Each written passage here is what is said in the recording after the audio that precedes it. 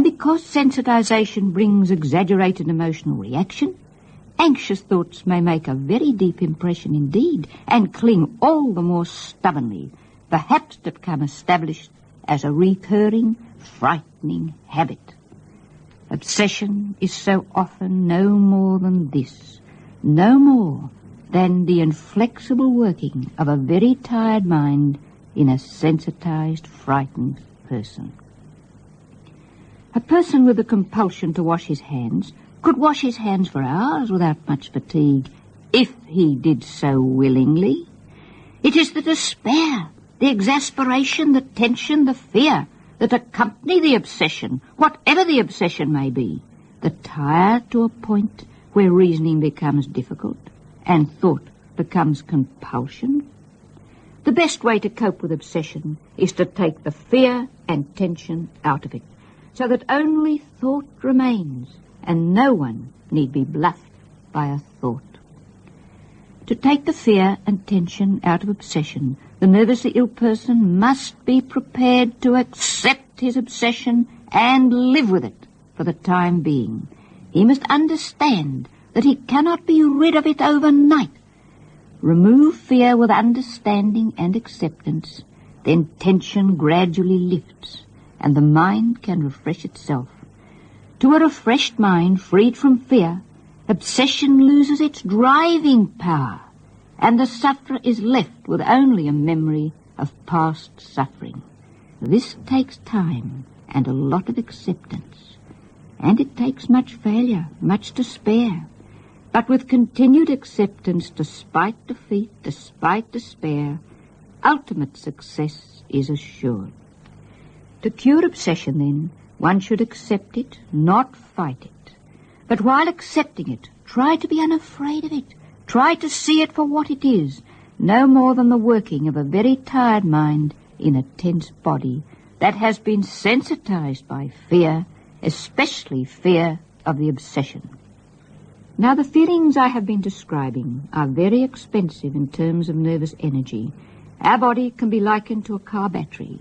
If we keep thrashing the self-starter, the battery eventually goes flat.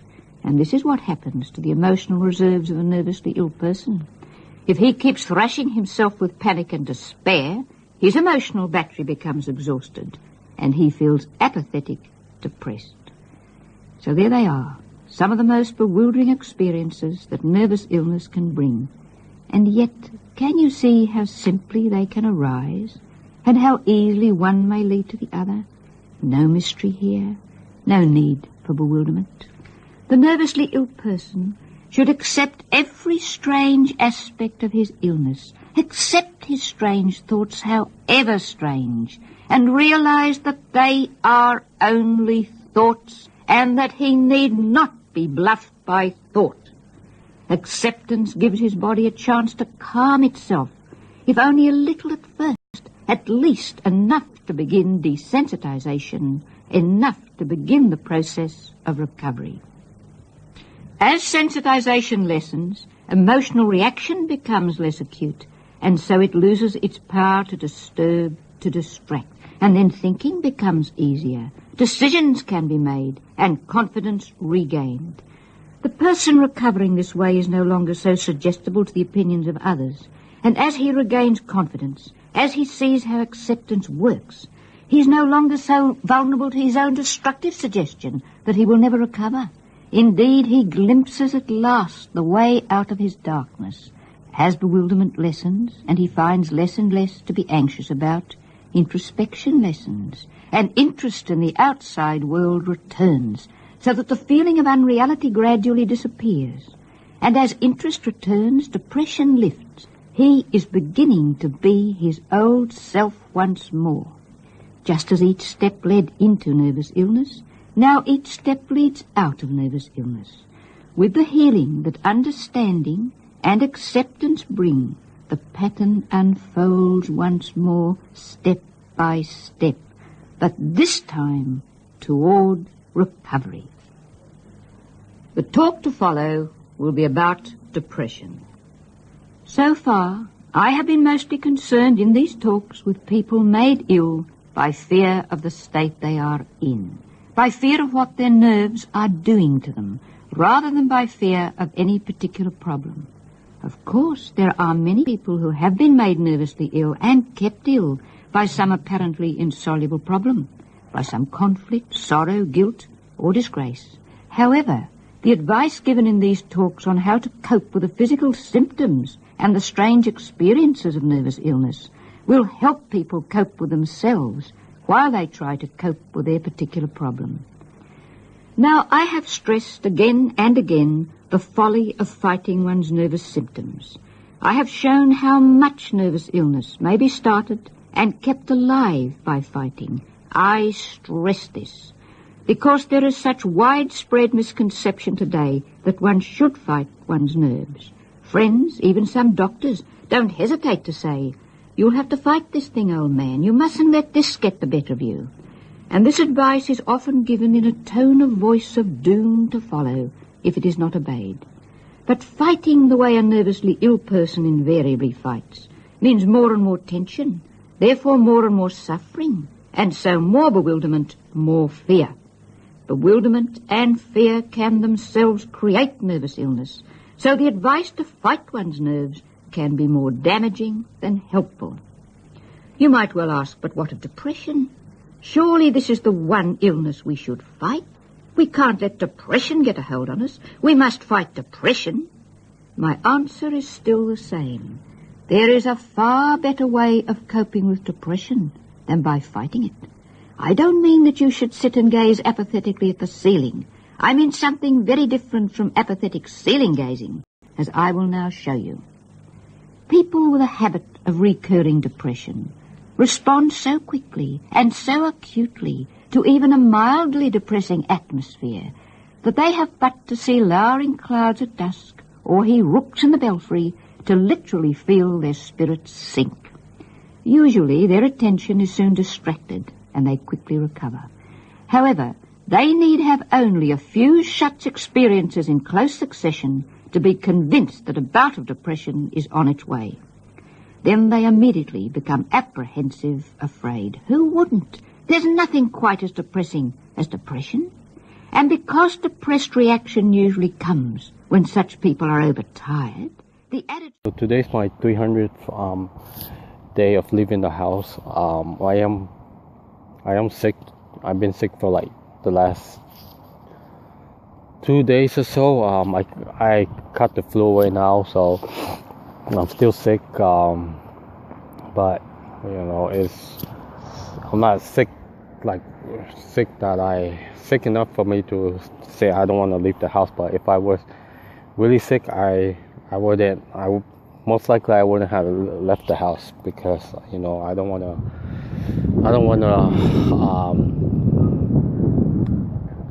get any sicker, you know. So it is sunny, but it's cold and it's windy, and it's gonna start raining tomorrow and for a couple of days. You know, like I mentioned, I live in California, so the weather been kind of strange lately, but it's pretty normal for this time of the month. Like towards the last month of winter, we'll start getting a mixture of spring and winter, so it's pretty normal. But you know,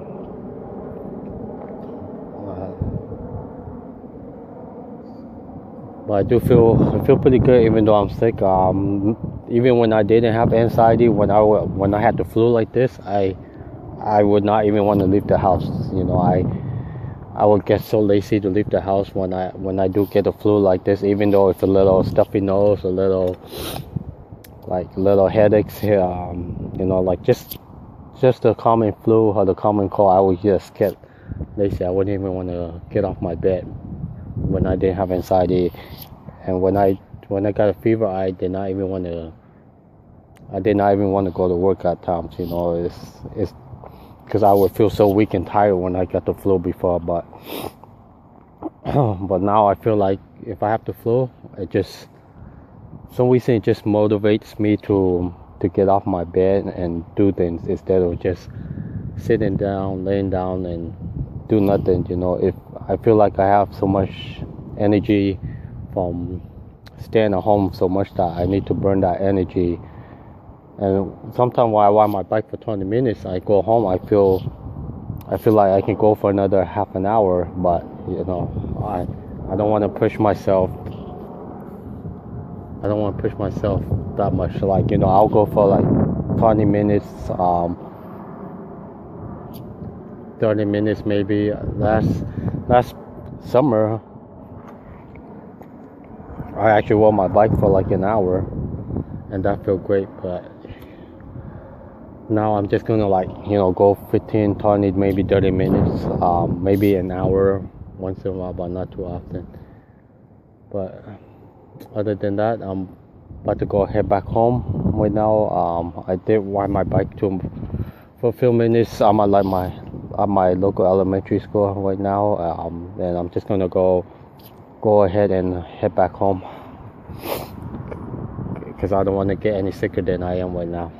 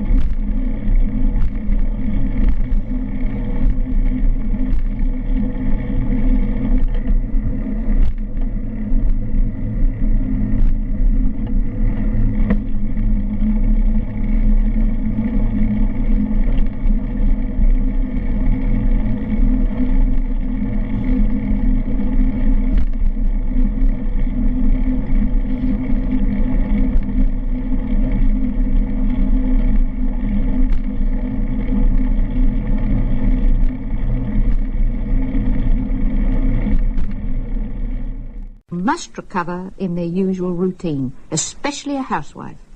So what can they do to help themselves? Indeed, if you suffer from depression, what can you do to help yourself?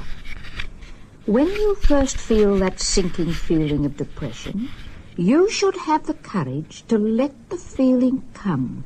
Relax toward it. Don't tense yourself against it in fear, in dread. If you feel apathetic, depressed, try to understand that this is a reaction that has been fostered by habit and memory and encouraged by emotional and even mental tiredness. Don't run tensely, blindly from the thought of depression with your mind closed against it in fear. Don't drain your emotional reserves still further. Work at a steady pace, your usual pace, so that you can take time to think calmly of yourself. Think calmly of your work, and especially take time to think calmly about depression. I don't mean that you should sit and wallow in depression. By all means, take every opportunity that offers to help cheer yourself, help recharge your emotional batteries. But do this at a normal pace, at a steady pace. If while out you forget your depression for a while, don't be too cast down when you remember it again. If you accept that your batteries are flat for the moment and that emotions will swing up one minute and down the next, your acceptance will cushion the shock of remembering depression, and this will protect your emotions from your own onslaught upon them and give your body a chance to heal itself, to replenish its stores. Your body will heal depression just as it will heal a broken leg if you give it a chance. Waking depressed in the morning deserves special mention. It is strange how the morning has a disconcerting habit of paying little regard to any improvement of the day before. People are disappointed if, when after retiring to bed feeling cheerful, they wake the next morning to find the same old heart of lead, the same strange feeling of foreboding, the same desire to pull the blankets over their head and not face the day. It is as if the morning takes a special delight in lagging behind the pace of their recovery. When a nervously ill person wakes in the morning feeling happy, he is well on the way to recovery. To cope with that dreaded early morning feeling, one should rise on waking, have a shower, cup of coffee or tea, even switch on the radio. Now, this is not fighting depression. This is sensible, because in the early morning, our metabolic rate, that is the rate at which our cells produce energy, is at its lowest, so that depression may then feel most acute. Rising on waking quickens metabolic rate, literally pulls one's body together, so that even if one has to return to bed until the family rises, one can rest a little more easily in bed. So rise on waking. I don't mean at 4 o'clock, while the moon is still shining and the owl still sitting on the fence. Moderation in all things. It takes courage to relax toward depression. One might even say to rest in depression, and not try to fight it by seeking salvation in hectic, tiring distraction. To face, accept, and keep quietly working at a normal pace, that is the secret. This will work a miracle if done without fear. And now I will speak about coming through setback.